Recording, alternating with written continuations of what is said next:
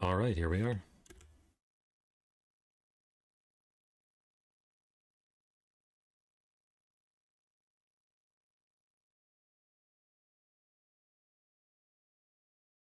So, yeah, that'll be the beginning of it.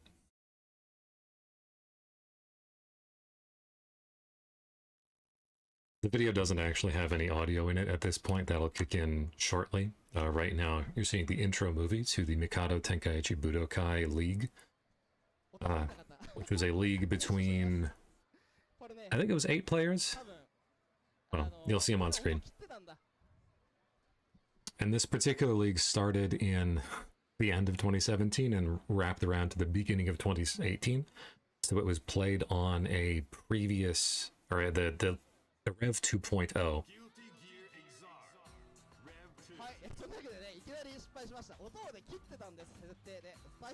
You know, Shigum, just watched part of a video about video game difficulty. They complained about Silk Song, and I had to check out.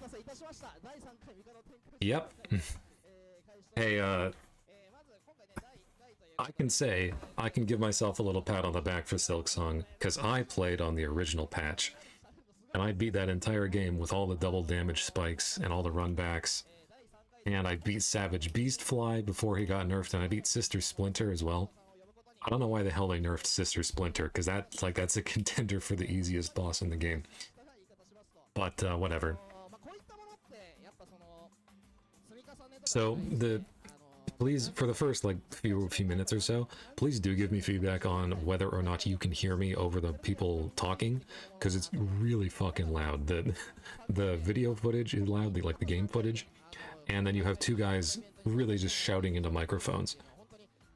I thought about taking out one of the audio channels so that I just had, either Jonio in the game or Majin Obama in the game, but that wouldn't really be authentic to the experience of watching this and listening to this.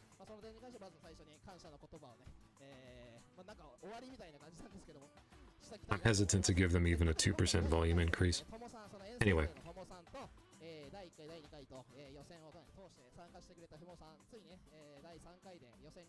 You know, it's funny that you mentioned video game difficulty, Yamashigam, because I was thinking about, with the passing of Tomonobu Itagaki, I was thinking about how people perceive video game difficulty now, and how the conversation has been co-opted by a lot of, game maker toolkit types of people, where they just find stuff to complain about, because there's merits, there's algorithmic engagement in finding stuff to complain about, even if it's not actually meaningful. And Silk Song has attracted a lot of critics who just talk about difficulty without actually understanding games that much. I recommend checking out, actually, well, while we're waiting for people to trickle in, and while we're getting an interview from Tomo, that's Tomo on the left, and that's Fumo on the right, about their characters and about the matchup and stuff, I can tell you that there is a channel I have followed for the last couple years called The Electric Underground, and he mostly talks about shmups, but he generally has pretty good taste in video games. So if you're curious about difficulty or hardcore stuff in games, you should check him out. He actually made a very nuanced video about Silk Song and difficulty and runbacks and everything, so I really do recommend him. I've seen some of his stuff. Yeah. I'm not entirely the target audience for it, because I don't really like most shmups, because I think rail shooters are just better and more fun and more interesting. But, yeah, he does put a lot of effort into things, and it's nice to have somebody who puts effort into hardcore video game stuff. What? Oh, I said, sorry, I was saying that I generally don't like shoot-em-ups that much. Shmups. Like, what is it? Gradius, Galaga, that kind of stuff. They're just not really my type of video game. I prefer rail shooters like Star Fox. I find them more fun. which is a bit of an uncultured opinion depending on who you talk to, but that is how I feel about it. Anyway, talking about Guilty Gear, let's shift gears. Let's get guilty. It's gearing time, etc. So, the reason why this match is going to be fun to watch is partially because of the commentary. I'm going to try to talk over top of Majin Obama, which is not an easy thing to do. But it also represents a time capsule for when people had a lot more passion about Guilty Gear, because like the community was just larger, but also when we kind of understood the game a little bit less. So, you may recall that in previous streams I've talked about how burst safe combos, or things that look like burst reads, are not actually burst reads, they're option selects. And that kind of stuff has become more prevalent as the game went on. But at this point in the game's lifespan, there were not as many people who knew how to do that kind of stuff, and not as many people who did do it. So doing the option selects on everything, or just having like a very reliable way of doing offense or doing burst safe combos was a pretty significant advantage. Most people just did not practice that much. Tomo is notable because he does all of the like advanced stuff with Leo. So Exert in 2017 had at this point been out for about 2 to 2.5 years on console in the West, and it was sort of the default anime game. It actually had a fair amount of groundswell under it, and there were a lot of people who just played the game and signed up for it. It was the default game in a lot of ways, like stuff like Under Night, or well, mostly Under Night, but also sort of like Old Melty Blood was sort of considered to be like secondary stuff.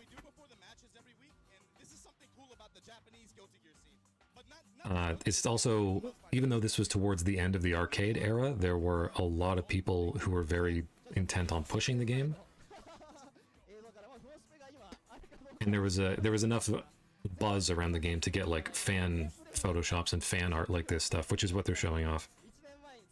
This is the Fumo Premium Unblockable Pudding that somebody has made. Because Elphelt has unblockables, and you're gonna see them. Yeah, so a lot of the competition for Guilty Gear in the arcades happened at the Mikado arcade, which is where this is. And that was essentially like sacred ground for Guilty Gear. I mentioned that briefly in my my other video about the Tomo versus Nage Miracle Comeback. Like, this was the place to be if you wanted to play Guilty Gear. The notion that like Exert sucked, or that Exert was like not a good game, was mostly just not present. Like, there was an initial wave of this from the usual suspects in the West who just wanted to be unhappy about everything. And there was there definitely were issues with the earlier version of the game, but those had mostly been ironed out by now. However, as I said earlier, there were fewer things that people had figured out to be like stone cold perfect, and so you're going to see a lot of strong set play, but not a lot of like truly fucked up like option select covering every little timing thing kind of set play. So this has been quite a preamble. I'm going to skip forward. And yeah, okay, here we go. You're going to see here, Tomo has played a truly absurd number of games. Fumo has not played so many games. But yeah. So before we get too far into the match, let me know if the volume is okay. Do I need to turn it a little bit louder? Can you hear me over the commentary?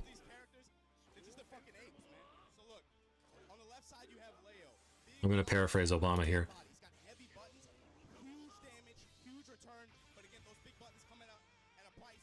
40K in 2017. Audio's good? Okay, sure. So he hasn't played 40,000 games. He had played 16,000, and he had won 13,000 of them. I think later in the game's lifespan, Tomo's arcade record showed like 20,000 games played or something. Yeah, I am okay. Yeah, I'll probably just keep the audio really, really quiet. thought it was win lost. Yeah, no, it's like just total count and then loss count. So one thing you're gonna see come up frequently is that Tomo, as a player, is not afraid of anything. He does not give a fuck, okay? He is not scared. So he goes into far slash, guard point stance here, blocks this, 2H. Oh, hey, did I anti-air you? No, yes, whatever the fuck, block this overhead. In this case, Fumo did stand up to block the I mean, the overhead actually whiffed, right? So I don't think he was blocking this, like, super, super perfect, but he did stand up.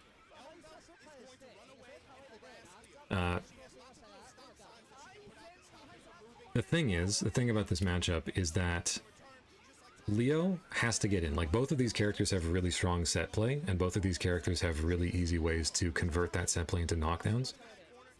To convert hits into knockdowns, I mean. They're very easy ways to spend meter. Like, look at all the damage that does. Okay, he fucks it up. That's fine. But it's way safer for Elphelt to just stand at a distance and do stuff. That's the only thing that you're going to see come up throughout the set. Gonna point out, there's a really cool thing that happens with Blitz later in this set, but I'm going to point this out. So Elphelt does air dash YRC jump D. In this version of the game, that's ever so slightly weaker. It got buffed slightly in 2.1. But the buff wouldn't have mattered here, because Tomo is rejecting it. And then this is the immediate panic option that a lot of people like to do, which is just blitz back. Because if you get blitzed, and you're put into that reeling back state, you can only blitz or burst. So he assumes that Tomo is going to do immediate timing, but the thing about blitz is that if you do it and you go to the ground, yeah, that's a counter hit. Because when you go to the ground, the blitz state ends and you're forced into counter hit state.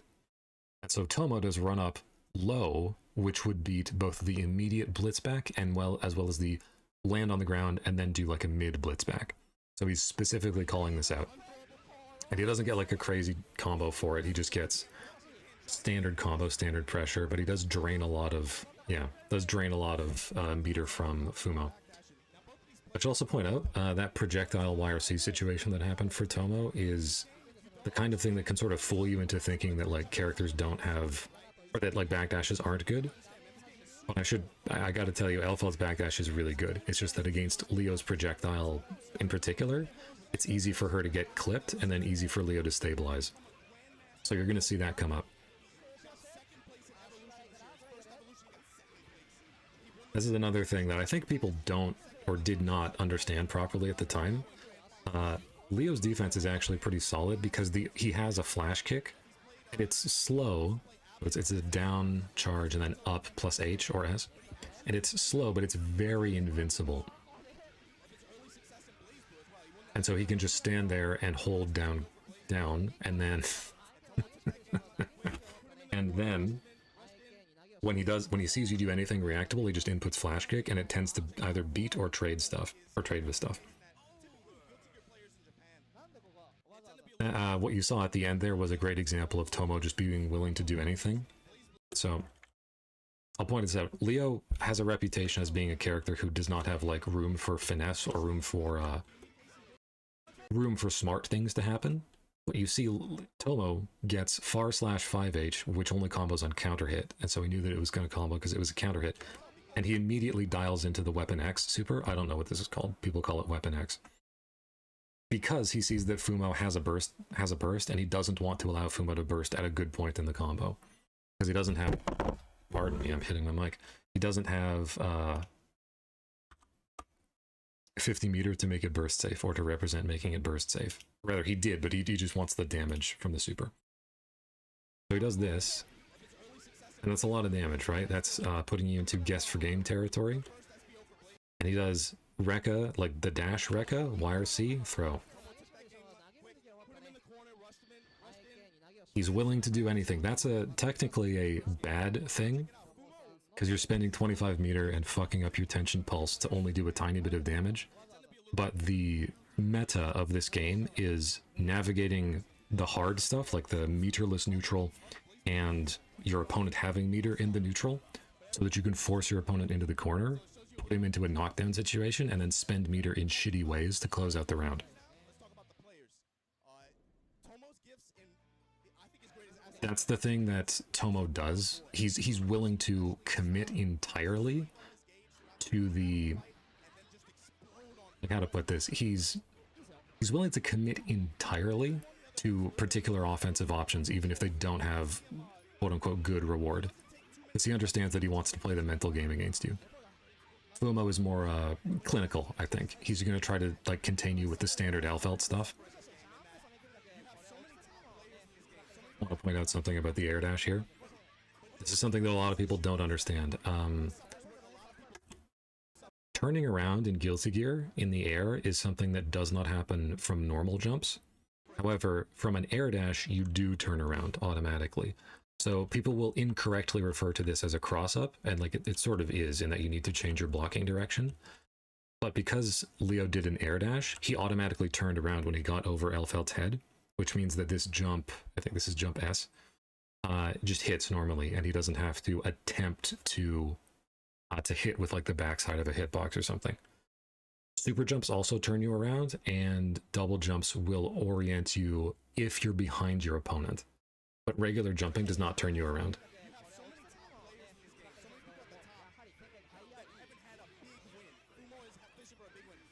Yeah, and so this is like why, that's a good example of why Leo's DP is not amazing as a wake-up option, just because it's really slow. But as you can see, Tomo does not care.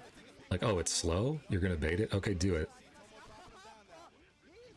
It's also good as a pressure option, because this is Guilty Gear. We do DPs for Oki.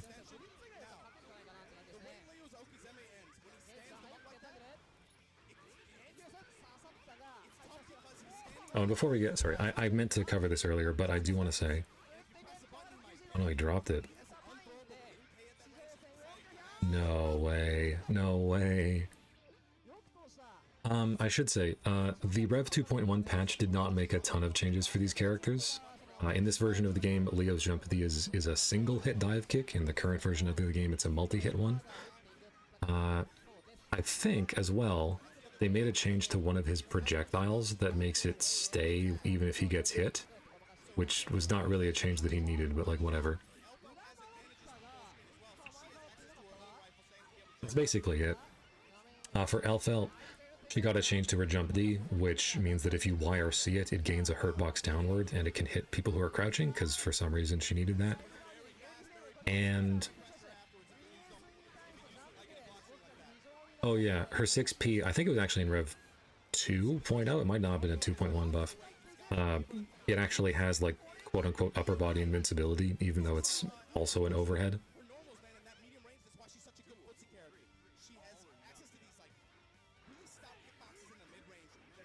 Yeah, but basically Elphelt's the monkey and the zoner, and Leo is just the monkey. You can think of it that way.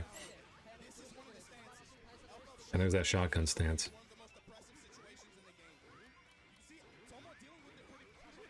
Yeah, and Tomo was doing the... So this is another thing. We saw this last week when Machabo was running good pressure and good Oki. But then when Machabo was forced to block the Zato pressure, he was doing a great job of it. Here's Leo.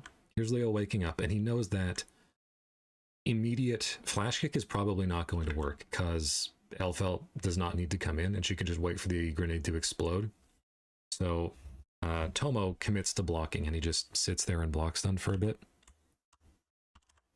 He blocks the overhead, good reaction, and then he's just focused on blocking this stuff.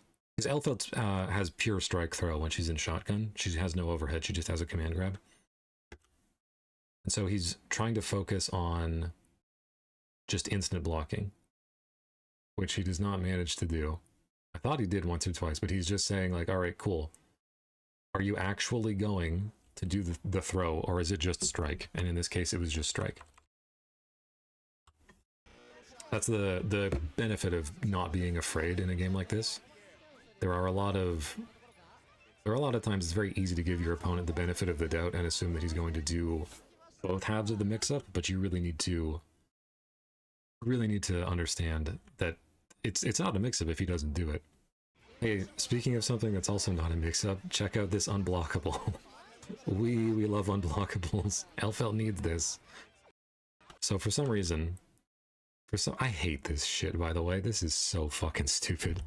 For some reason, Even though Leo is in block stun, he's clearly in block stun. Fucking what is it? What is the rule here?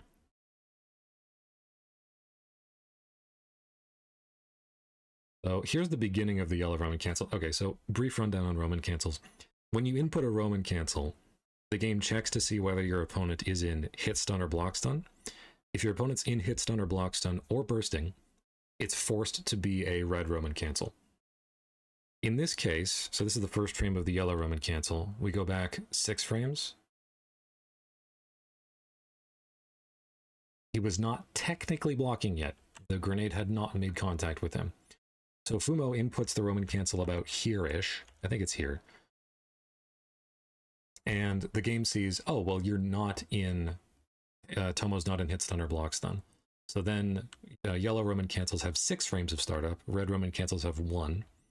So the game's not giving him a red Roman cancel, so it has to give him a yellow Roman cancel. And for some reason, when you're in a stance as Elphelt, she gets to stay in her stance and her actions are not interrupted, which is a unique rule, by the way. Most characters don't behave that way.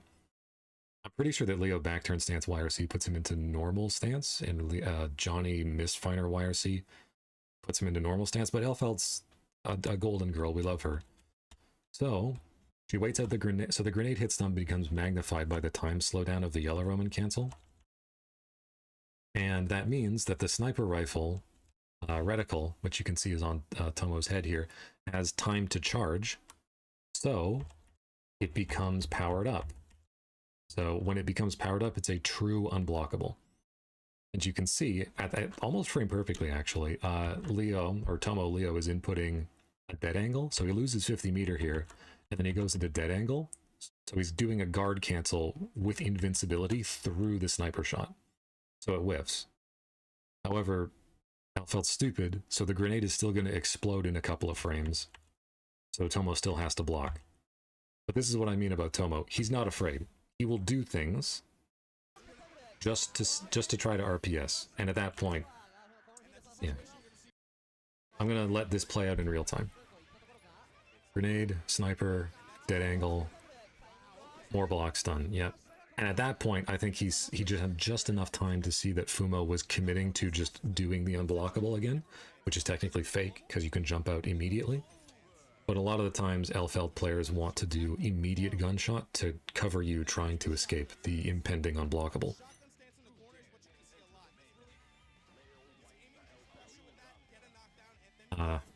Yeah, so that's like one little interaction. I will try not to talk too much about the rest of it, because that's like the most nuanced it's going to get. But that is a great way of looking at this game, because that's one of the things I love about this game, because you can just do a thing like a guard cancel, and the inherent invincibility of the guard cancel can be used in multiple ways.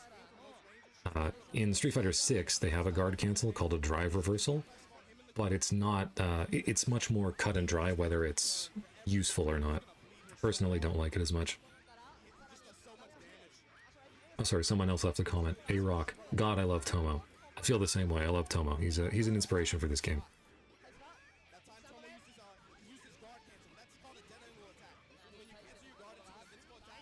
Yeah, and he's just, like, sometimes you just gotta spend meter to get in there.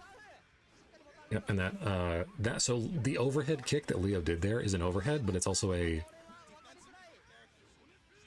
I don't want to call it a guard crush, but it's a soft unblockable, because it forces you into stagger on block. Whereas Elphelt's gunshot reticle is a true unblockable that cannot be blocked.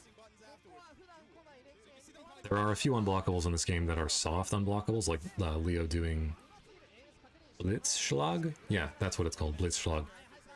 Which people just call the unblockable. Or Johnny doing Mistfiner plus the smoke cloud, the mist. And that's like a stagger unblockable, soft unblockable.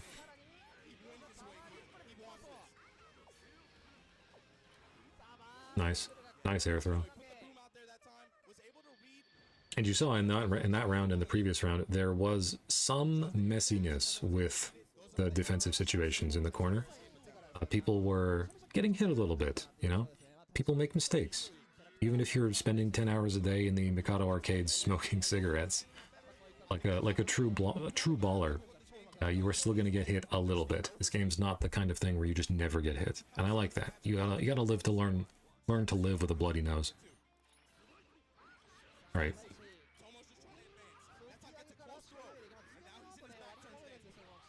Yeah, that jump is not good, but Leo jump K is a hell of a normal.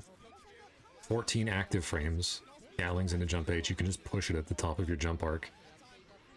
That's the power of a flash kick. It beats the cross up, it beats everything. It's just a single input. The original modern controls, charge inputs.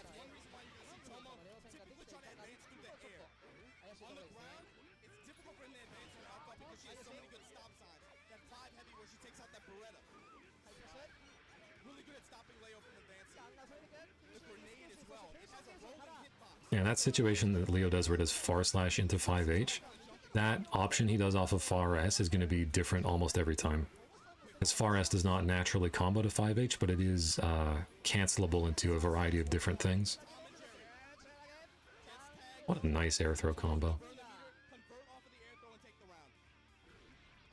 That's something that that's something that I think a lot of modern games, or that's something that I think I don't want to be like too shitting on Strive, but the fact that the air throw throws Elphelt away from you and you have to spend half the Roman cancel slowdown just running after her is really cool to me.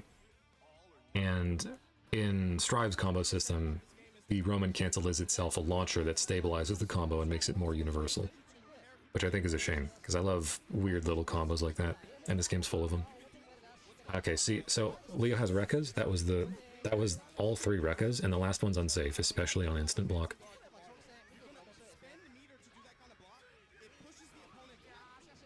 And you can see Fumo mixing between instant block and faultless defense through this, but it seems like he's not entirely comfortable when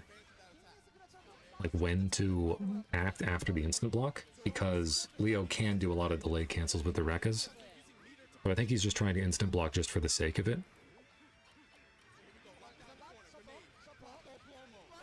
Oh my god, 6B armor going through the gunshot, the shotgun H. Ah, there's the throw.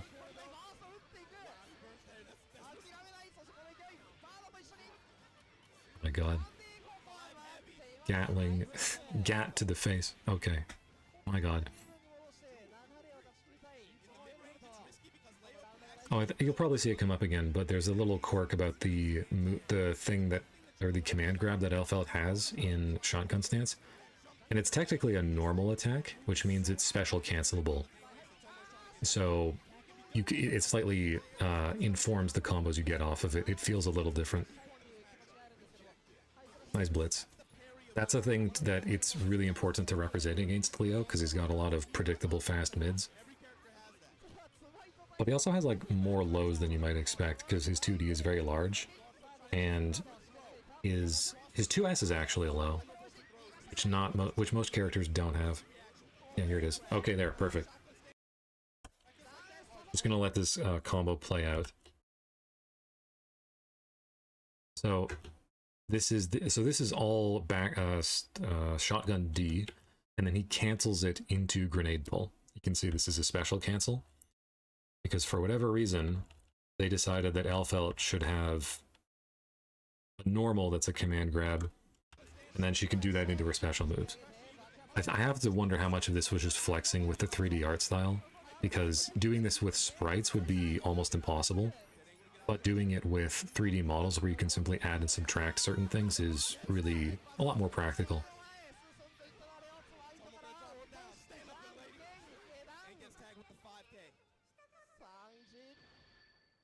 And of course Leo is throw invincible whenever he goes into back turn stance. Sorry, not throw invincible in back turn stance. Back turn K and back turn P are throw invincible. Seems I have 8 concurrent viewers right now. That's pretty cool. Thank you all for showing up. Perhaps one day I will even get to the double digits for more than a minute or two.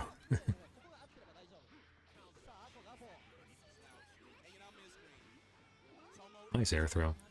So I've talked a lot about what Tomo is doing, but I should also give Fumo credit, because even though he's using Elphelt normals, he's capable of choosing good options or picking the right time to mash. And this is like the third back turn turn. Shotgun D that he's hitting with, and he's doing like the optimal combos off of it. And you can see it's like stagger, long range, low. He's going to convert here. This is what I'm talking about when he runs clinical pressure. It's like, do just enough stagger to make your opponent second guess the throw, and then do just enough of the command grab to cash in on your opponent respecting. Yamashiga, the only good thing about Strive is that Elphelt kind of sucks. True, true. The one thing I think is really funny about Strive, and is a cool gameplay thing, is that in this, her shotgun stance is pure strike throw, and she has like quote-unquote no overheads. Whereas in Strive, they gave her Rekkas that's pure high-low, no strike, which I think is funny.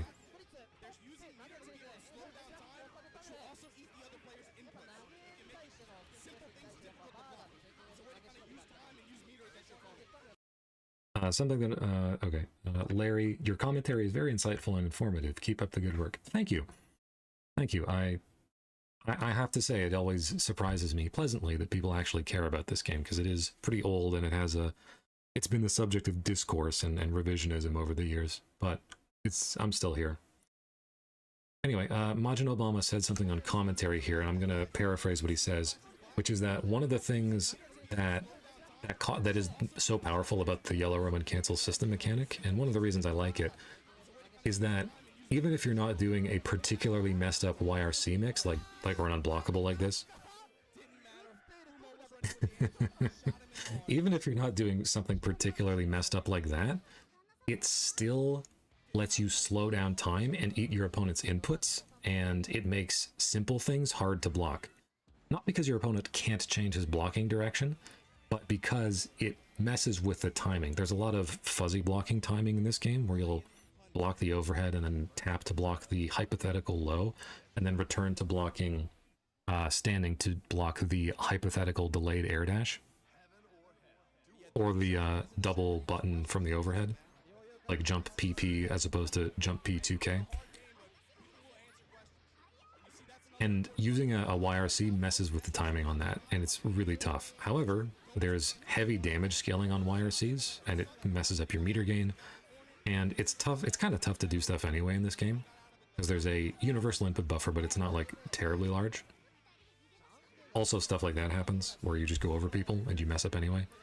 So things becoming impossible or hard to do as a mechanic is not foreign to the way the game plays the rest of the time.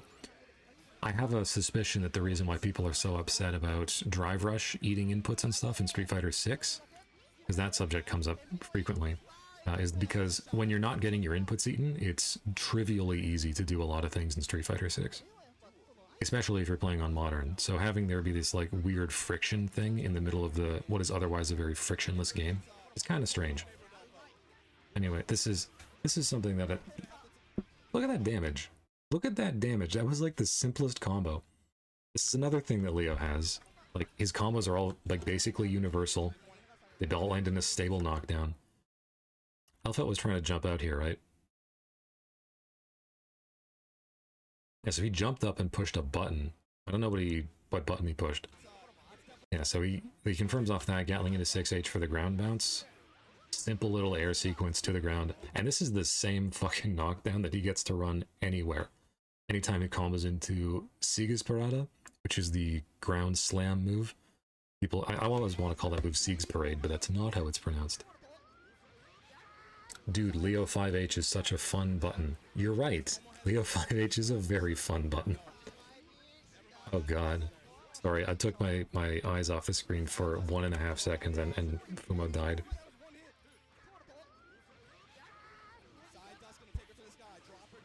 This is what I'm talking pardon me. This is what I'm talking about with Leo's... This is what I'm talking about with Tomo's mindset playing Leo. Oh, it's bad to do the dust overhead because he can mash. Okay, mash out of it, block it, punish me. You're not going to do that. You don't know the matchup. Love your commitment to saying Leo's special names too. I used to call them just stuff, like whatever they were, like the unblockable or the overhead.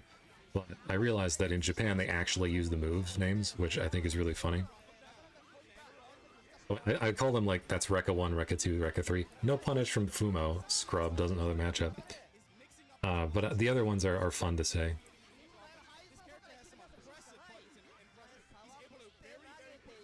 Tilly, oh, it's a matchup I lose a lot. Elphelt or Leo? I can see a lot of people losing to both of these characters.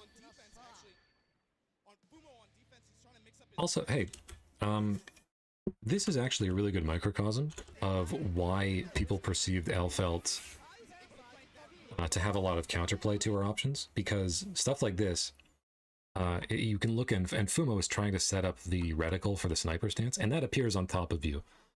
I'm sorry to anybody who plays against Happy Chaos a lot, because that's going to give you traumatic flashbacks, but it appears directly on top of you, and if she does immediate gunshot, it's essentially like an instant transmission projectile.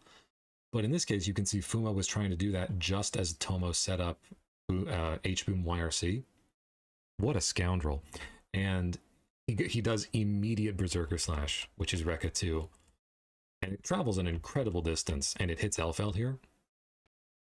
You can see her die through all these pixels.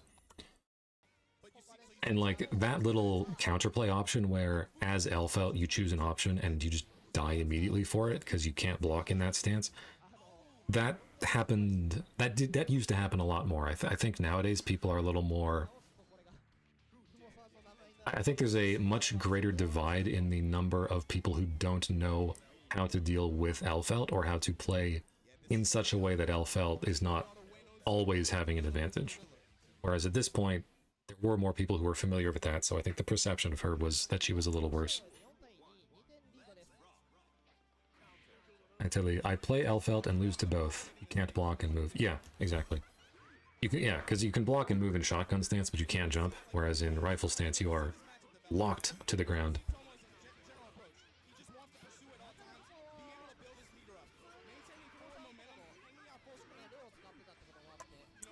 That's a great example of the stuff that Tomo was willing to do in pressure. He'd run up 6p there. Yep.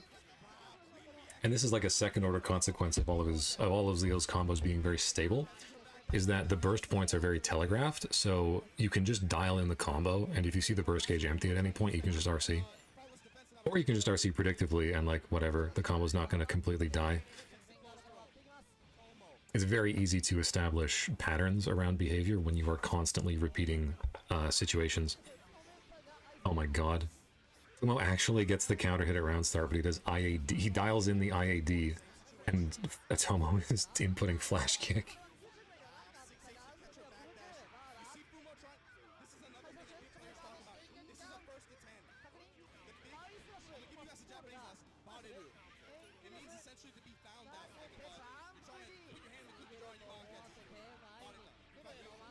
This is a combo that would not have happened in Rev 2.1. So Tomo does jump D here. I believe because jump D was changed into a multi-hit move in Rev 2.1, I also think its on-hit property was changed as well. So either, you can see it does it, yeah. So it does that, sort of launches, I think. Hang on.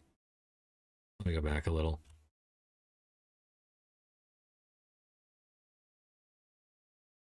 Yeah, okay, sorry. So I thought, yeah, so I think this was changed, I'm not entirely sure. Or simply the fact that it became a multi-hit move means that the second and third hits would tend to normalize hits like that. So you wouldn't get this meterless. Either way, the combo is either impossible or worse in the current version of the game. And you can see it actually leads to death. And this is another fun thing. What is it? Sigasparada ground slam move has a ton of hit stun on it. Or it's a very high level move, high attack level. So you can spend 50 meter, go into dust, and then you can actually do it again on the way down after you do your Guts Crush combo, which is really funny.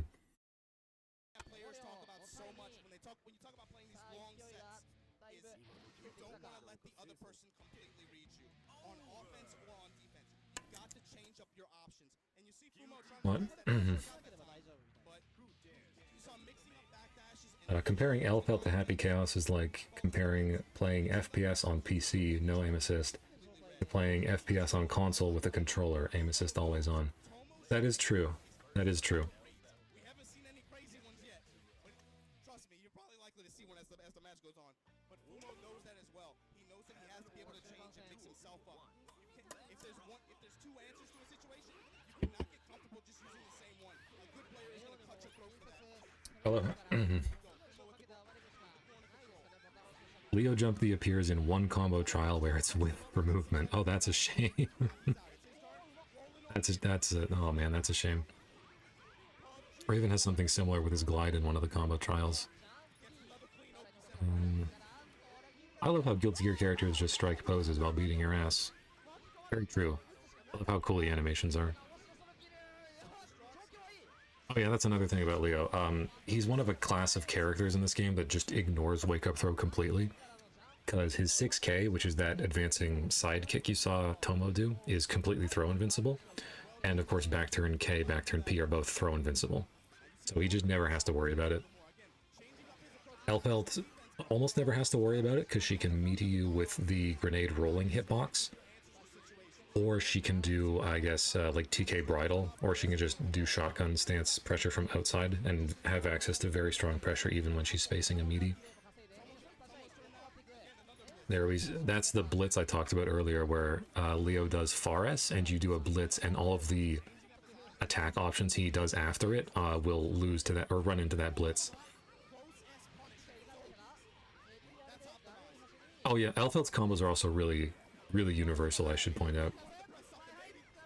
She gets to do a really basic combo, and it works against everybody, and it always knocks down, and always gives her, like, auto-timed grenade Oki. So both of these characters actually really represent the, like, Exerd development mindset, in that they're both very easy. They both have dedicated stances for offense. They both have set play that just sort of lines itself up pretty easily. But one of them is like a slow heavyweight, and the other is a lightweight.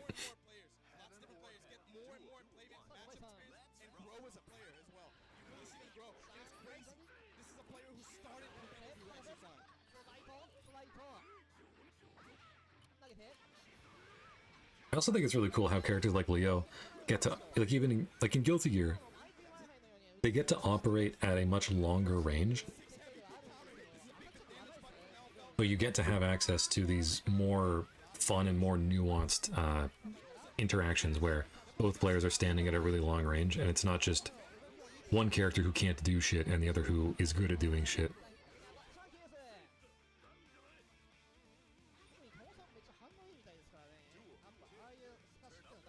So that entire round was lost because Elphelt 6H counter hit one time, and she gets a very easy combo off of 6H. 6H with that button she just did where she falls forward. This one right here. Yeah, that one. Takes up like 2/3 of the screen. Cancel that to grenade pull. Cancel that to grenade toss. All good.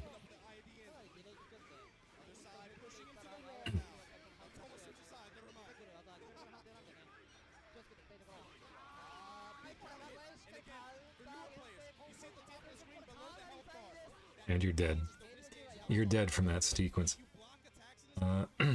Leo is considered slow? Yeah, he is. Leo feels super sluggish. I think he's def the slower side. Yeah, well, he's actually, he's an example of a character who has a step dash, and it really does, like, noticeably affect him, because unlike Johnny's step dash, which is, like, very low total duration, or Slayer teleport dash, he actually, like, it's just kind of weird controlling him. Like, it definitely feels like he's doing very little movement while he's in the step dash, and his back dash is not amazing. Yeah, his dash feels like you're dragging him. I know he feels sluggish, but in practice he doesn't seem very slow to me. Well, the thing about Leo is that he's got all these options that launch himself across the screen, like Rekka 2 and the dive kick and stuff, and he's got a lot of attacks that reach really far. So, also fast projectiles. So in practice, there's a lot you have to worry about, because even though he's slower, he can still represent attacks at a lot of different ranges without having to move into them.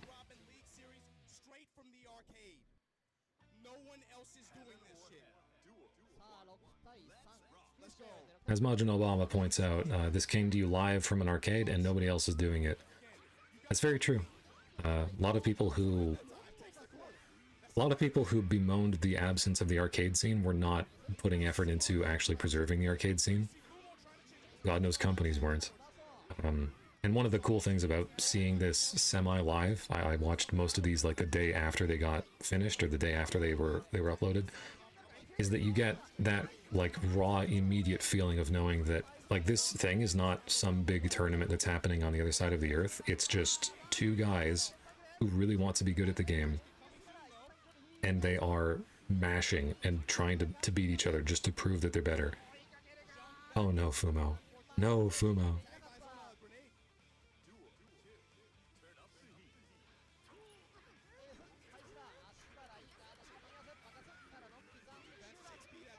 Oh yeah, that's unsafe. Bridle is actually... It's somewhat unsafe if you instant block it and if it's not spaced. Oh god.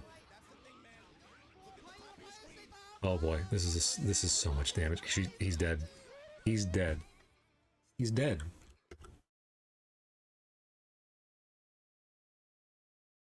Okay. All right, let's look at this pressure situation. Let's look at this pressure situation. So this 6K is also plus on block immediately. By the way, it's like plus 4 or something. I forget.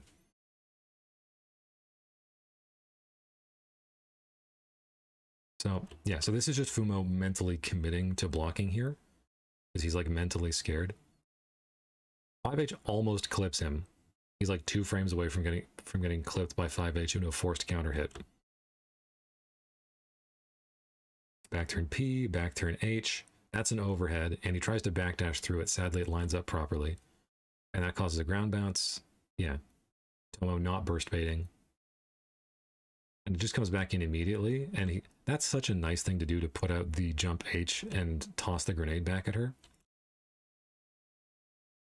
Yeah, okay, so that was RS counter hit. I think that was far. Yeah, that was far S counter hit. No, I guess, sorry, it must have been 5H counter hit. What am I talking about? Because he goes into stance here. And then he does stance S and confirms immediately into burst super. Leo's kind of weird in that his one burst super is this one, which is locked behind a stance. Most characters have burst supers that are just immediately available. This move is 0 frame startup when it's close like this.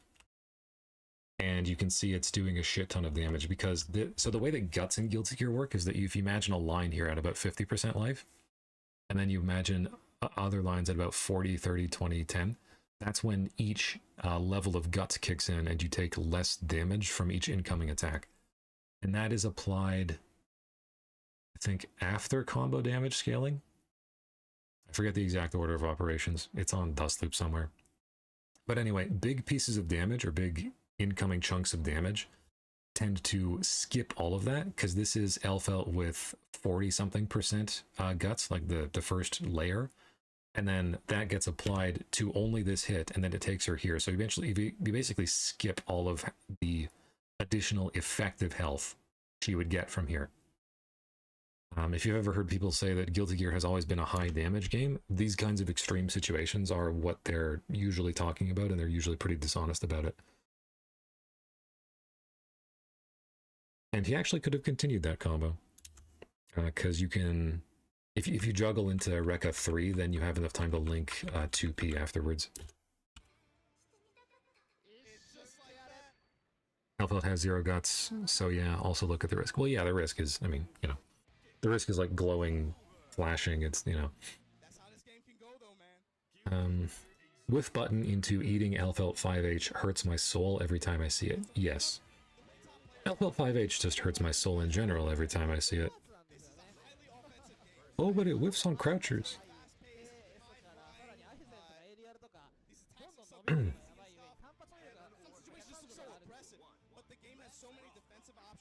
If I recall correctly, the continuation of that combo leads to an 80% damage on Elphelt with that amount of risk. Yeah, I think that's probably true.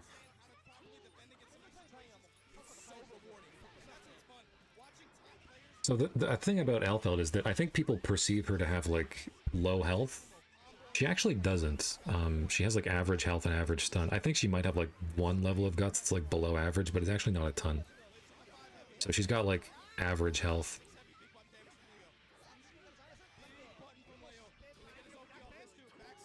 If you want to see what a character who has actually like the lowest guts in the game looks like, that's Zato.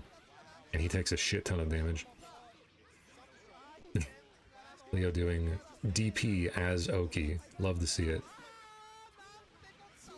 Oh my god.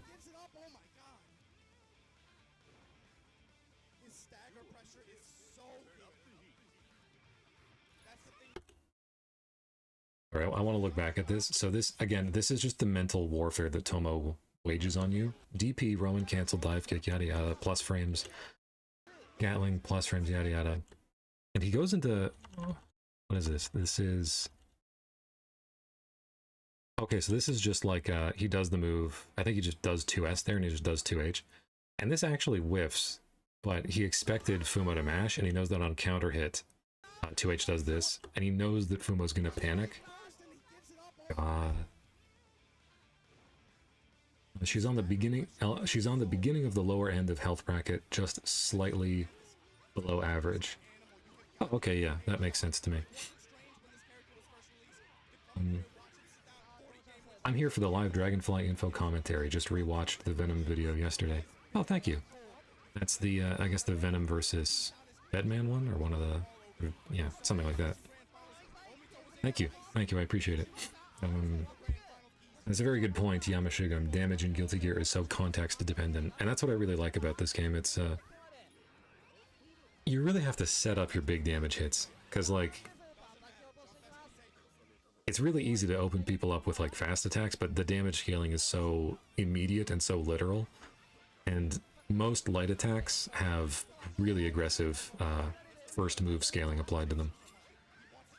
So there is a benefit to doing staggers, because then you'll counter hit people with mids.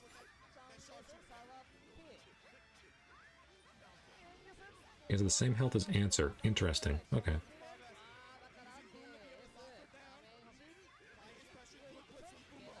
Tomo has not been blitzing back versus Fumo. That's interesting. That's like the 4th blitz he's gotten hit by, and he's not challenging it. I think he just wants to... I think he's just comfortable eating the small punish.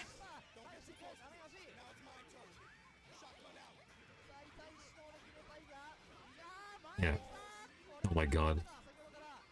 Never let a Leo player tell you that 6P isn't good. It's just different. Requires a little bit of a different mindset. 8-3. That is a 5-game lead. That's a hell of a lead in games.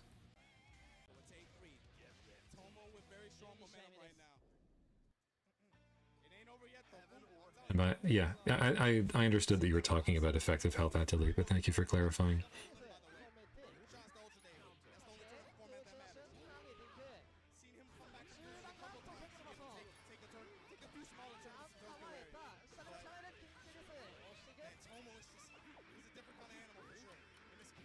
I've actually been getting so much interaction from you guys that I haven't been paying attention to the set as much as I normally would have been. Okay, Tomo, did you really just do a Bare 6K? Tomo, what are you doing? That's what I'm talking about. Like, you can't ever get a read on this guy. And that spaced sweep from Elphelt has been doing a lot of work for Fumo, so he was happy to commit to it there. Or he's happy just sort of to live doing that, and just wait and see what Tomo is willing to do.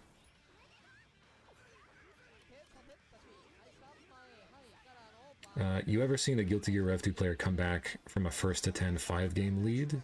Genuine question. It's been too long since I've watched 1st to 10s, honestly.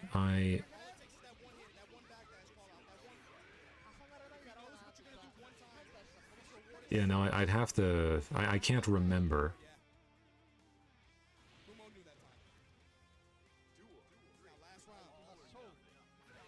There was that one old Gear New Year set that I played online against Sauce, I think, against Eno, and I won like 4 games in a row there. Or maybe it was 3, I forget.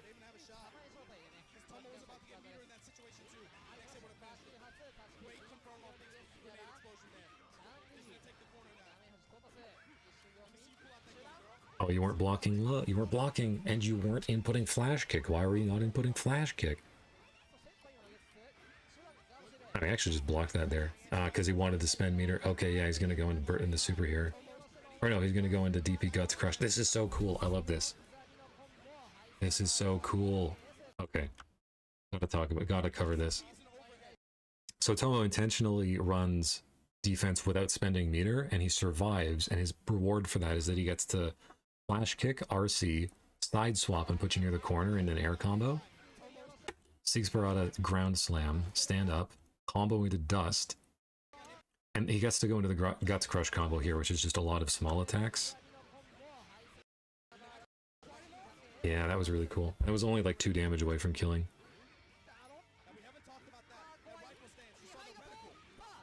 Oh no.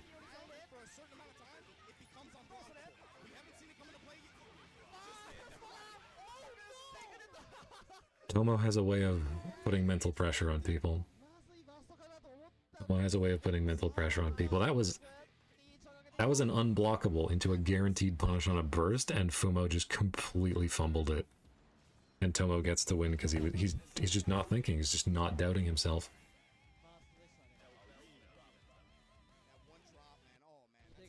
Yeah, that burst was really good. It was a smart burst. It avoided the unblockable, and it guaranteed that the punish he was going to eat was either like a long distance air combo, or it was a small punish.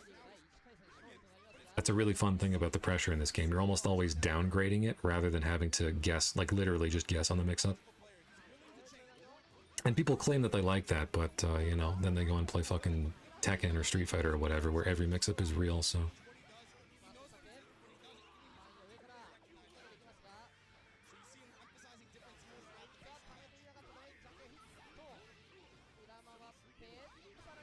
Rank down match. The game's not helping Fumo. That's true. Rank down match is a huge psychological nerf.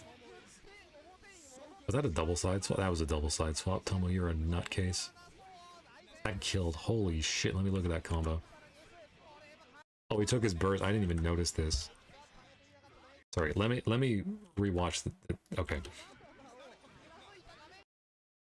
Fun fact, if Elphelt shoots the grenade with any of her guns, it blows up. And this is like the hitbox for this is exactly what it looks like. It's like this. It's gigantic. You cannot interact with this hitbox. Tomo gets hit, and I think he finds an opportunity to burst, and that's like old school stuff where his body was covering up the burst gauge. Kumoto's tap blitz there, which gets hit by the descending overhead, and I believe this is an option select. I believe that's an option select where you input back turn D, which is the parry, as back turn H is finishing. And on a hit, it gets eaten by hit stop, but on whiff, due to burst invincibility, it comes out and you counter the burst. And there's one more mix. That's crazy that he gets there, that he gets to side swap with you. That's nuts.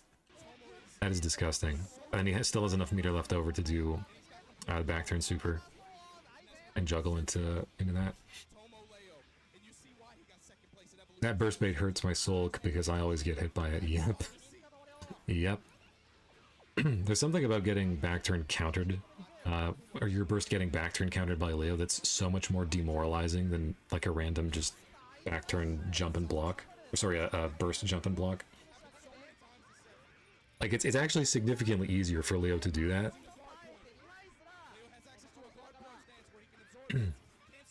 Oh, hey, another fun fact. Elphelt Shotgun H is a normal. It's coded like a normal, but for some reason it does chip damage. Look at Leo's life bar.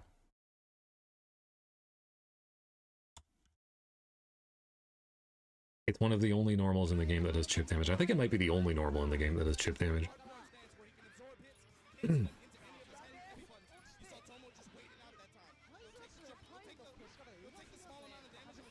I don't know why they chose to have each of the stances be normals, but whatever.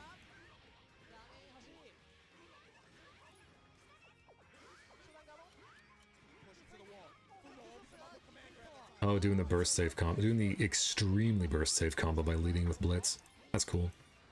Yeah, shotgun combos off the wall like that are always burst safe after you get wall splatted because you're so high above Elphelt's head. And they don't look burst safe, but they are.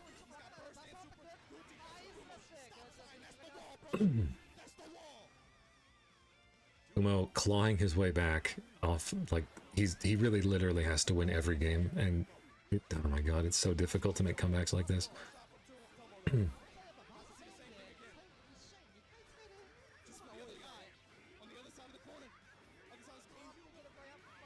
Nice backdash. Oh my, that was so fucking weird. What the hell was that? This is just a regular FD. He's not doing anything fancy. Yeah, Elphelt, the one thing she doesn't have is a dive kick. Well, she does, but it's like, it's a special move. So that was no F... Oh, that was just crossing him up to fuck up his inputs, I think.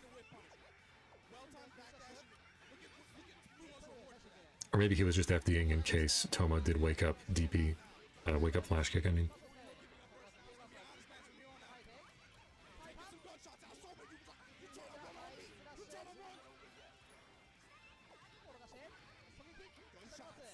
Fumo's aim getting significantly better as the sets go on. Yeah, and we're going back to the old well with spaced 2D, blowing up the grenade.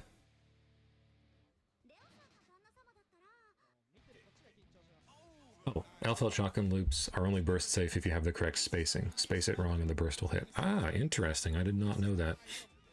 I assumed that it just auto-spaced itself. And every commentator I'd ever heard said that it was burst safe, so I assumed that I could just listen to people. That's another funny thing about this game and the way that it evolved. There was a lot of, like, not that people were uninformed, but there was just a lot of, you know, I tested this once or twice and it seemed to work this way, so I make an observation based on that, and that observation just becomes true.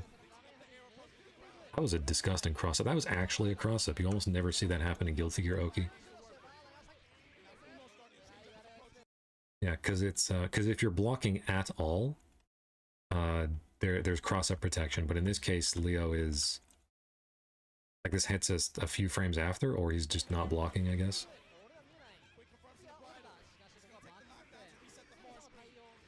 I know from practice because I get bursted a lot for spacing it wrong. True. True.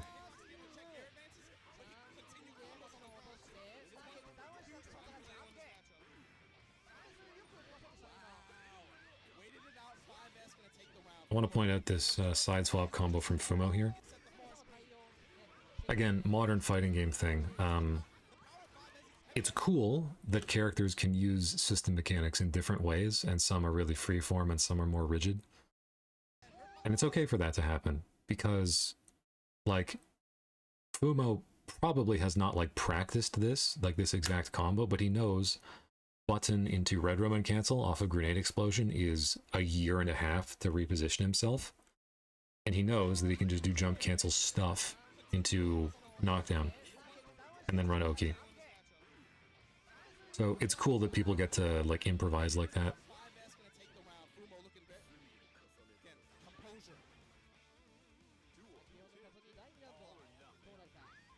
Jump S is good for cross-ups like Soul's Jump K is. That's interesting. I did not know that Elphelt actually had an easy cross-up normal like that.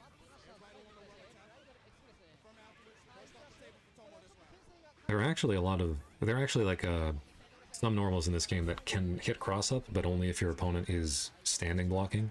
Like, they'll whiff cross-up on a crouching opponent. Thin Jump S is like that, where Jump K is like his cross-up normal, but... Ooh. But if he air dashes backwards into you, then Jump S will hit.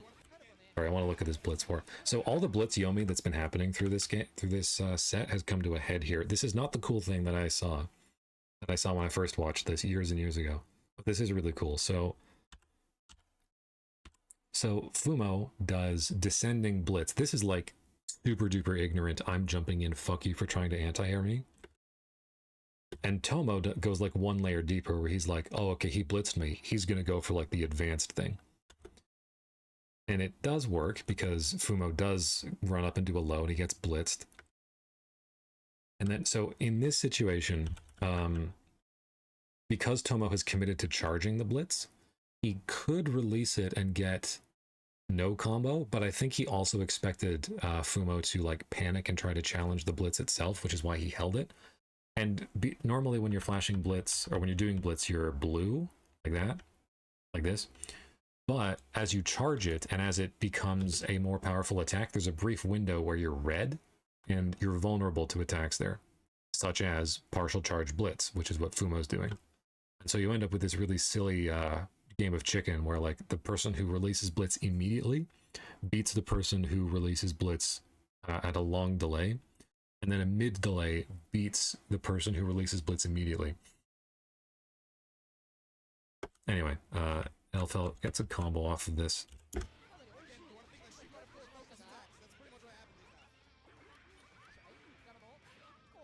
Nice.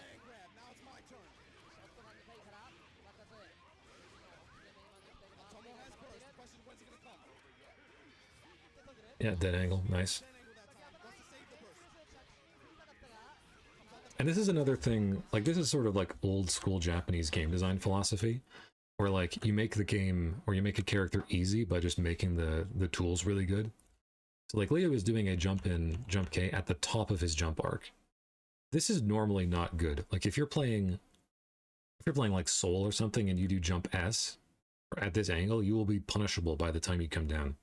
Same with Kai. Kai jump H is a hell of a drug, but I think even Kai jump H would not cover you to the ground. But because jump K is so active and he can Gatling into other moves, he can just do stuff like that. So it's very, very easy. Another blitz from Fumo, very good. Little unblockable in the middle of the screen. Holy shit, what a nice backdash.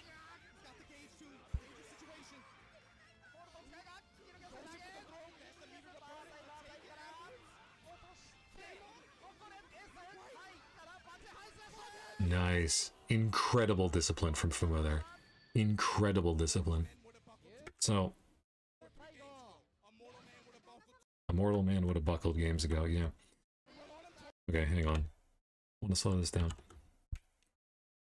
So Tomo gets the knockdown here.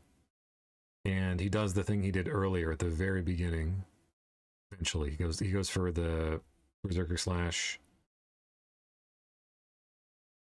into YRC throw, and it hits again because it's like eating your inputs, right? And then he spends meter on a Roman cancel combo. If he does the high damage combo, this kills, but it's not burst safe. So he's doing the like simplest burst save combo. And this is actually the point where Fumo could have attempted to burst, because this Sigisparada move is mathematically burst safe, like on the numbers and the recover. Sorry, not burst safe. It's a guaranteed burst point mathematically, but not on the spacing. So if Fumo had attempted to time his burst to hit this, he would have been up here and it would have been too far away. Loses the game, loses the set. Sorry, loses the round, I mean. Sigisparada snaps you down and normalizes the combo. You eat 1 damage. That move does literally 1 damage. Then you're blocking, and at any point, he can just do 3 Rakuzan and force you to commit to faultless defense. And that's so obvious that Tomo doesn't do it, and Fumo knows that he's not going to do it, so he just blocks, does a little bit of FD, and he makes this move whiff. And because he's making that move whiff, he gets to YRC and set up the whiff punish. Incredible discipline from Fumo there. Incredible discipline. I would have panic burst. Mortal men would have buckled 2 or 3 games ago. A mortal man would have buckled 2 or 3 games ago. Holy shit. Backdash YRC, hell yeah. Backdash YRC is actually one of my most favorite fucked up things in this game, because it doesn't come out that often, and it actually wasn't terribly relevant there. But it's just really funny that you can spend meter on a backdash.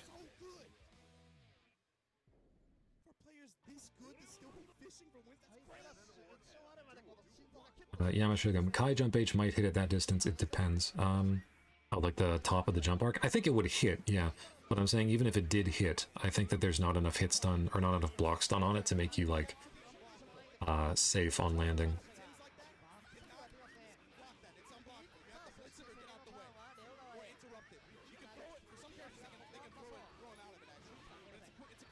Oh, there's another beautiful thing about Elphelt and why I despise her so much.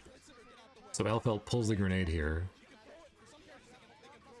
So the grenade is pulling grenade is an air stall. She's got an air stall move, which isn't a commitment to a dive kick. She's also got a dive kick.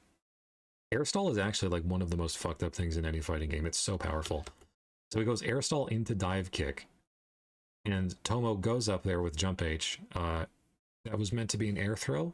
If he had done, or if Fumo had done air stall into nothing, but it hits as a jump H, which means he gets a counter hit, which means and also because Fumo is getting hit, the grenade pops on Elphelt, and she gets knocked up, and you get a combo. Oh, sorry, you don't get a combo. You actually have to deal with a jump in from Elphelt because you hit her. She needs it.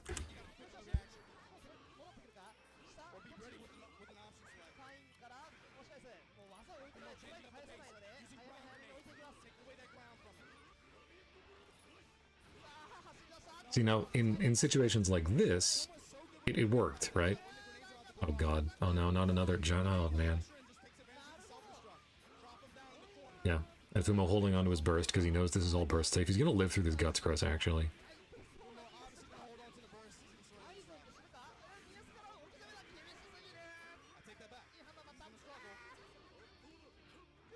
What a fucking air throw.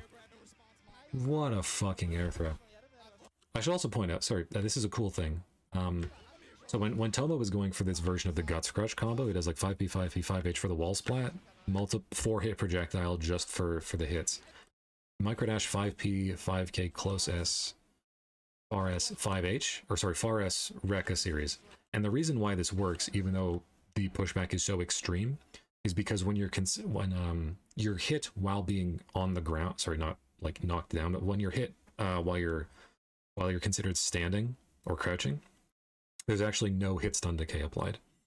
So even though that was a 20-hit, 26-hit combo that lasted for like almost 10 seconds, the Rekkas worked. Whereas if that had been a juggle combo, then there might have been a drop point at some point in there.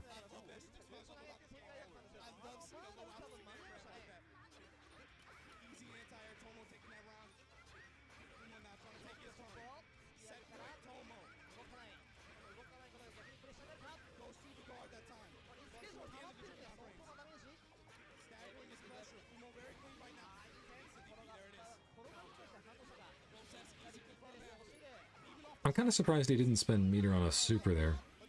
On the Rocket Super in Genoverse. Nice air throw. You can tell he's a good air thrower because he gets YRC'd on and he still manages to have the air throw come out. God bless you, Tomo. That was a very... What is the shield and sword icons that show up in ranked mode? Seen them all the time, but have no idea what specifically they do. Oh, the little things that pop up near the health bar.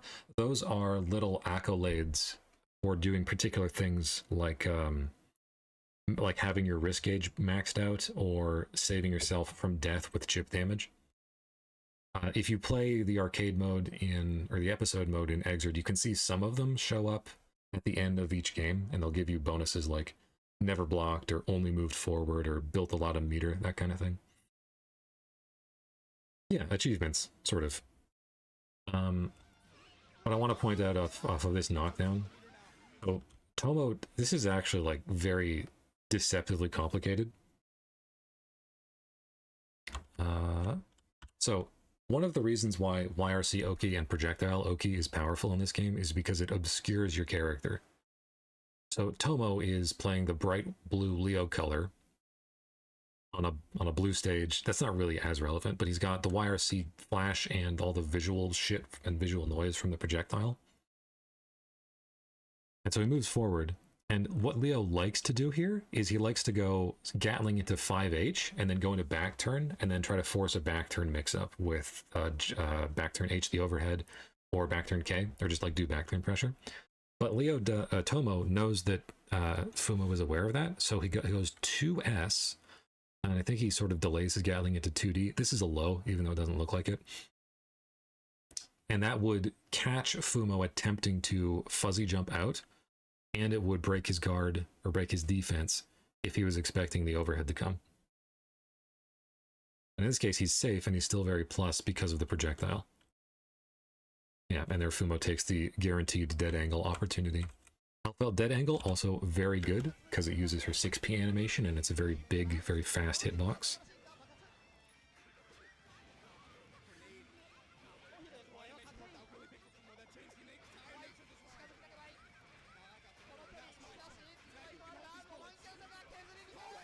Yeah.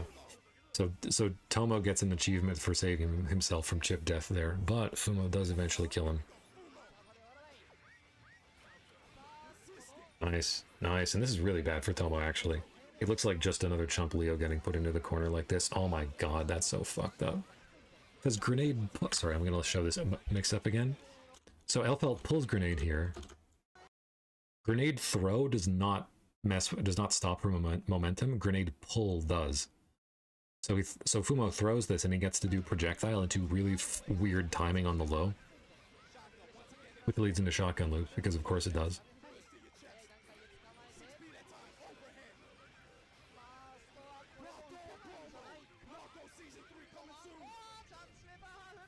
This is a sick combo. Hey, Roman cancel. No, Roman cancel, no! Alright, whatever. No, that makes sense. If he had RC, then Tomo might have been able to burst.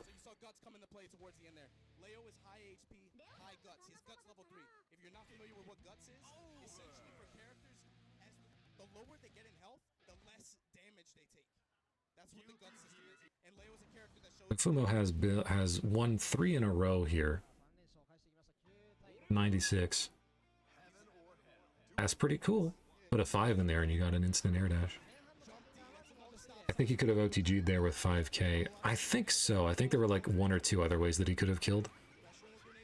And that's like something that I'm beginning to remember about watching Fumo, is that I think he's really good at doing like the stable clinical stuff, but I think he's not as good at like doing the messy stuff. It seems like he has a bit of trouble with that.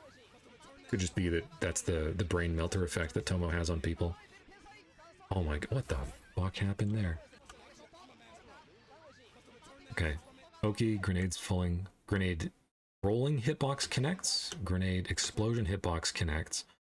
Tomo mashes with far slash, goes into guard point. Fumo is attempting to do bridle. I think this is to hit delayed throw. Or just to drag him back down, I think. Tomo guard points through the explosion, and I think he's ignoring bridle. No, it must be that he guard pointed the bridle and the explosion doesn't hit just yet. And then 2H makes contact with Elphelt, which prevents the grenade from blowing up.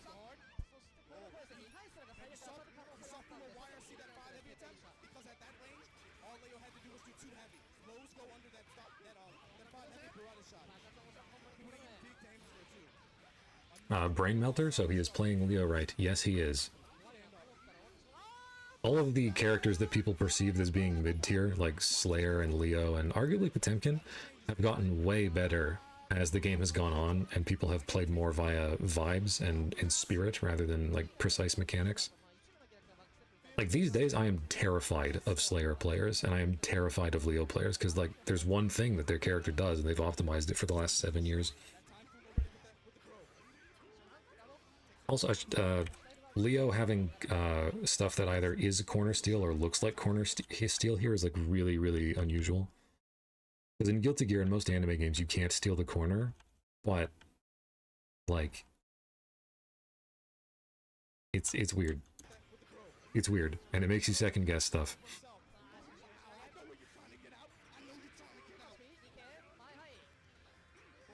Yeah. Also a testament to how good Tomo's offense is with Leo, because he's doing like manual staggers and manual microdash buttons as opposed to just going up through the Gatling tree and just doing the shittiest pressure. Oh my god, neutral. Oh my god, anime neutral. I love anime neutral. Look at this shit.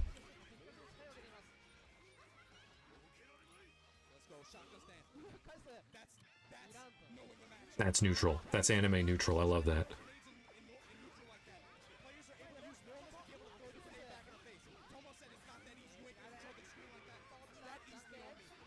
Good block from Fumo. That was Look at this. This is an air dash into jump K. Both hits of jump S. This is 3 overhead hits, and it's like 1, 2, 3. It's not the same thing as doing jump P 3 times. So it's a sort of an offbeat rhythm. That was the cool blitz thing that I think I saw. That was a hard-ass read on Tomo doing wake up DP. And Fumo just read his ass. That was nice.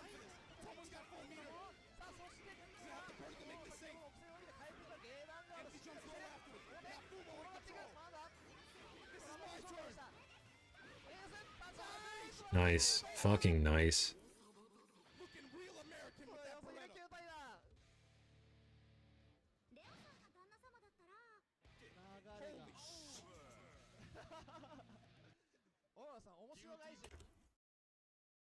Gotta point out how cool this end of round situation is, by the way. So, Dragonfly slowdown. Dragonfly just frame breakdown. A little bit faster. There. So the grenade. So this happened after the blitz on Tomo's predictable wake up DP. And this is something that I find really cool about Elphelt, and even though she's a like degenerate broken top tier, I really like about her. And this is actually one of the cool things that got me into Exerd, because this is a cool looking combo where you bounce somebody down into the explosion and then you get a second air chain. Like, this is actually a very easy combo, but it looks awesome. And having stuff like this is what got me interested in the game after I had sort of been playing a little bit of Smash Melee and being sort of unimpressed by it, or unfulfilled by how hard it was. Again, this is good-ass defense from Fumo. He is not panicking. Yeah. And he knows that spending faultless defense accomplishes nothing against this Leo of this Oki of Leos.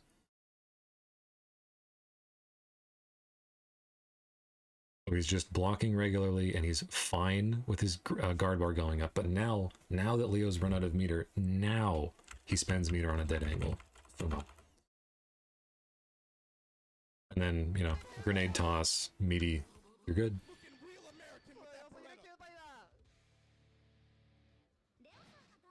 Tier lists are kind of bullshit in this game, to be honest. Like, they matter, but don't you dare think you're going to win because you're facing a lower tier character. Very true. Yeah, I know Answer is kind of fraudulent, but I still can't block him. Answer is actually a really good character. Like, any tier list that puts Answer on the lower half of the roster is not correct, I think.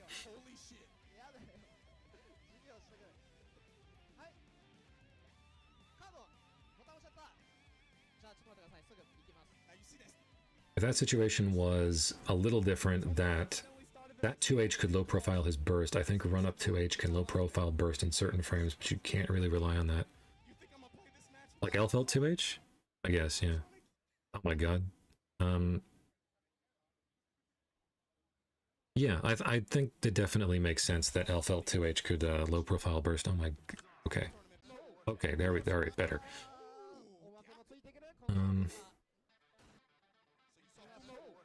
Rock, real about Answer being good? Yes.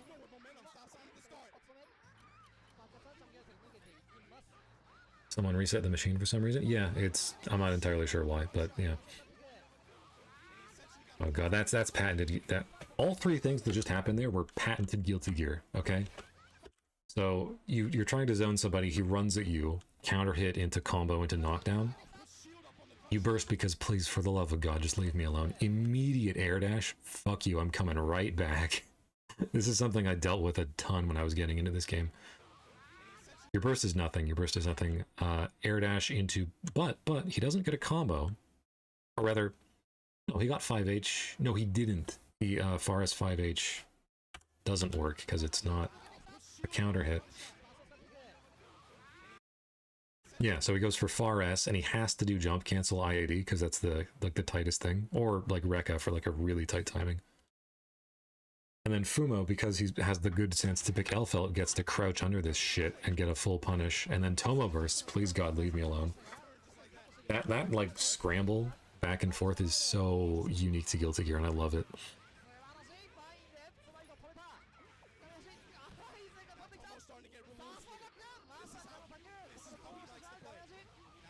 You remember at the very beginning of this set, Tomo did, what was it? He did 2H in Gatling into 5V, and Fumo did not block it. Like he stood up like 1 or 2 frames too late. Ooh. Another thing that sort of differentiates Tomo from other Leo players is that he will, when the time comes for it, do more like fancy stuff like this, where like what you would consider fundamental stuff like this, not flowchart. Because you actually, I'm pretty sure this move against most characters would combo into back turn H, and then that would link into back turn super. But he knows that it's just important for the combo to work. So he does a single hit confirm, which is like a fairly easy thing to do because it's a counter hit, into back turn super, and then he just takes the combo from there. It's a small optimization, but Tomo does that all the time.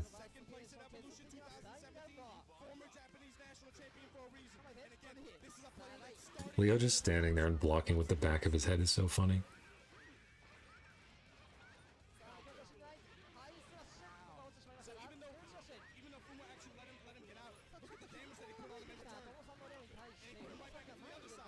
Oh, the grenade OTG'd. Once in 100 moons, the grenade will slightly mess up your combo.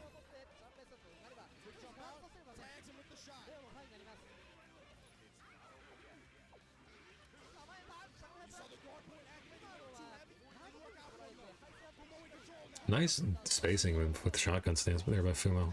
Got that anti-air. Shotgun does have an anti-air. Oh no! It's disastrous. Okay, yeah, take the guaranteed burst point.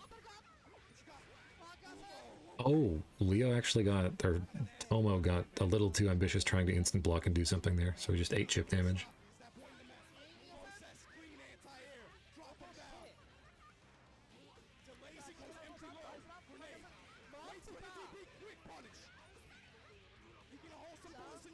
Sorry, I looked at chat and Tomo's life bar disappeared, pardon me. Oh, nice. Nice, nice, nice.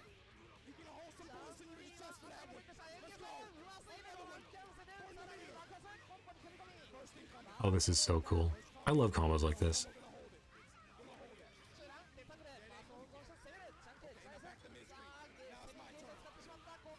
Oh god, Risk? Yeah, Risk makes that hurt a lot.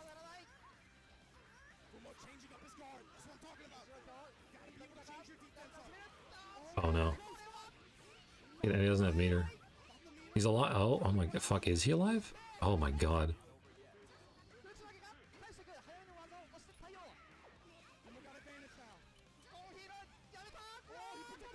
Oh my god. Oh my god.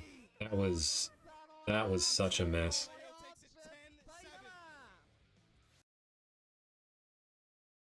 Let's look at this whole thing.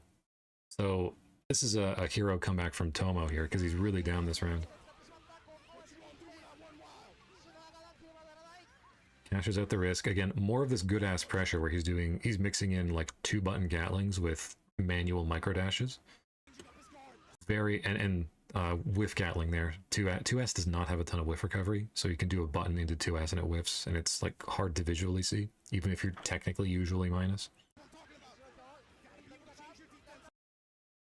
And Fumo finally cracks here and does backdash something. I can't tell what exactly he was trying to do. I think this might have been backdash 5K, like the first frame of 5K animation, which makes sense because 5K is a good button. But unfortunately for him, Leo hit you with a mid, so he gets to do this damage. This is terrifying, actually, because when you're Fumo and you see this kind of situation where you're blocking, where you throw yourself at Tomo and he instant blocks, you know he's fiending for an air throw.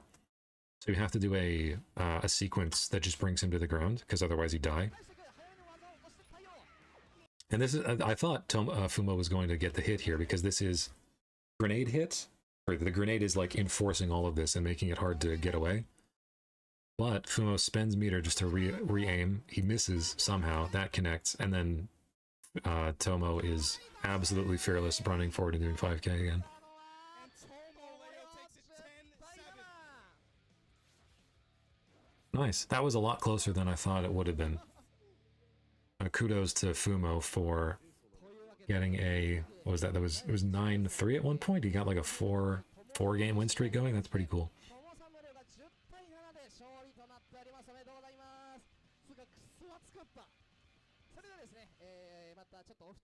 Well, that was game one. This was, and we'll be going through the Mikado Tenkaichi Budokai League in order. This was the first game of it, and this really sets the stage for the rest of it, because these are like the most direct characters. Like, they're very obvious about how they want to approach the game. They don't need to be very nuanced, and even then, it was still a really, really, really cool game to watch.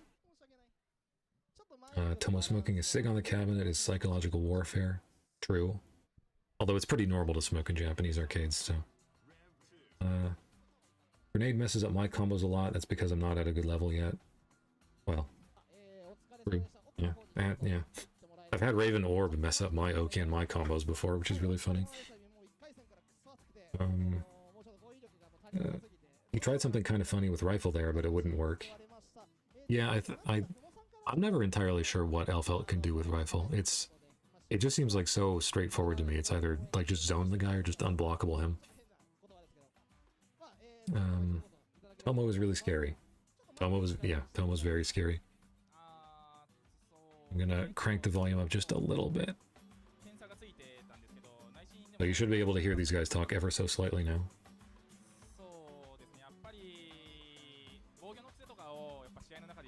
That's not Jonio and Obama, that's Fumo, Udo and Tomo. Udo? No, Fumo. Fumo and Jonio at the Mikado fighting Tomo. You know there are other vowels. Anyway, yeah, this was a really respectable showing. I remember this was a good way to set the stage for the rest of the games. Because Tomo, like, both of these guys are new school players, but you can tell that there's a difference in mindset between them, which usually only comes out for old school versus new school, and seeing that in these two is really cool. No idea what any of this post-game interview stuff says. I don't think it was ever translated, sadly. Yeah, and this is just them reminding people to watch the rest of it. I'm pretty sure their Twitter handles are still the same, so if you wanted to follow them, then you could do that there.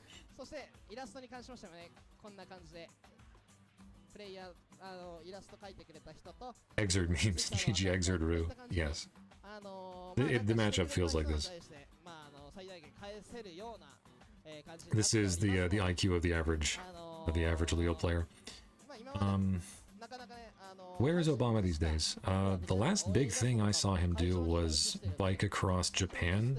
He spent like a month bicycling like 1,000 miles across Japan. Prior to that, I think he mostly just hangs out on his own Twitch channel and does like pretty... He does like a variety streamer stuff, plus more FGC like opinion videos. I remember when the Marvel vs. Capcom Fighting Collection launched, he had some introductory videos for those. Like, if you don't know what you're doing, just pick this character, push this normal. Those were pretty helpful. I think he's mostly just sort of semi-retired to streaming, and I want to say Final Fantasy XIV? I could be wrong. So, that's the end of it. Been live for almost 2 hours now. Well, I was, about an hour and a half now. A lot to say about that. Here's a little bit of a tidbit for those of you who actually watched the cooldown periods. I talked a little bit how I thought it was cool for Elphelt to do that combo where she leaves the grenade on the ground, does an anti-air, and then does the jump H, and you get launched up by the grenade explosion. That combo, not at this level, but at a previous event, was actually part of what got me really, really interested in Exerd, because it's the kind of combo that doesn't really exist in other fighting games. And And that combo specifically reminded me of Melee Falco doing shine pillar loops, where he'll do shine, jump, dare, shine, jump, dare. Because I think those are like the coolest combos, like where you just loop something like that, but it gets slightly different every time. And so having a shade of that in Exert Elphelt's combo structure was really cool to me. Sadly, I decided to pick Kai. I didn't have the good sense to pick Elphelt. I should have. I absolutely should have. I'd be much happier. And then I went from Kai to Sin to Raven, and I've sort of palled around with those characters throughout my time with the game. Obama is still in Japan, if I recall correctly, fighting Tuesdays. I think he still does that. Yeah, I think so. I think he's still helping to get those on. I don't know what games they're playing at Fighting Tuesdays now. I think it's Street Fighter 6. I'm not sure if Tekken is still popular. Because Tekken 7 was like a really big thing at Fighting Tuesdays. I don't know if Tekken 8 carried that momentum in. But regardless, I think I'm going to end the stream in a minute or two. I don't really have anything else to say aside from next week I'll be continuing the Mikado Tenkaichi Budokai League. Mouthful of syllables. Last week, somebody had asked that I look at the Ogawa versus Daigo, Zato versus Soul show match from early in Exerd's lifespan. That I would like to, and I think I'd like to cover it as perhaps its own video, or perhaps as like an intro to one of these streams. The only issue is that all the Mikado Tenkaichi fights are 1st to 10s against people who are really good at the game. So there's a lot of stuff to talk about, and this one was like an hour of total footage, and it took me about an hour and a half to go through it. So having a video that's like 18 minutes, which I'd probably extrapolate into like 25 or something, is just a little bit of an awkward amount of time. We'll see. I'm aware of it. I have it downloaded, and I will get to it sooner or later. So thank you for reminding me of it. Again, the usual disclaimer applies, or the usual advertisement applies. If there's a particular thing you want me to look at and commentate, leave it in the comment, and either give me the title of the video or probably not a direct link, because YouTube tends to delete those. I should probably get around to doing a stream overlay or something that lets people suggest stuff for me to analyze. One day. Regardless, that's all I have to say for today. Thank you all for tuning in. This was a really fun stream. I appreciate that you're all very active in the chat. Gives me something to talk about. And thank you all. I'll see you next time. Take care of yourself.